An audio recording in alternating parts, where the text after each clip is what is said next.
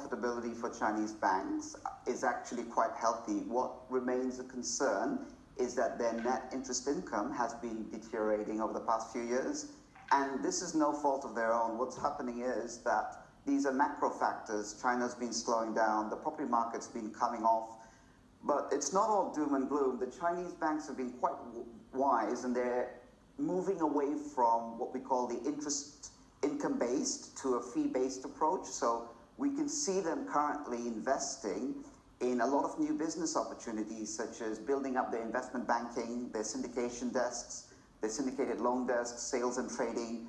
And we're also seeing them invest and expand into other parts of the region besides their own, such as Southeast Asia. So I would say in the medium to long run, Chinese banks, I would be bullish on them. Okay, but we know that for years we've reported on the issues around shadow banking, and that's a real concern, isn't it?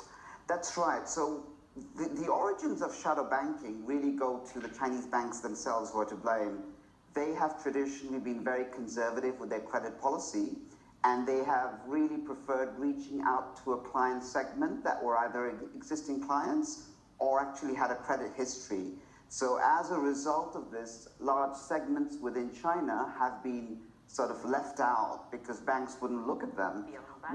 The unbanked or underbanked, absolutely. So what's really interesting is through recent innovations, we're seeing P2P platforms and online lending companies come and target these segments. So these are all these new fintech firms, and it's creating a lot of innovative solutions. Absolutely. Credit Ease, Dianrong, subsidiaries of Alibaba, they have managed to actually do something really interesting, and that's invent their own credit assessment models. So even if banks traditionally don't want to touch anyone without a credit history, these P2P lenders are actually creating their own credit assessment models through the use of social media, to the use of telco data and online platforms.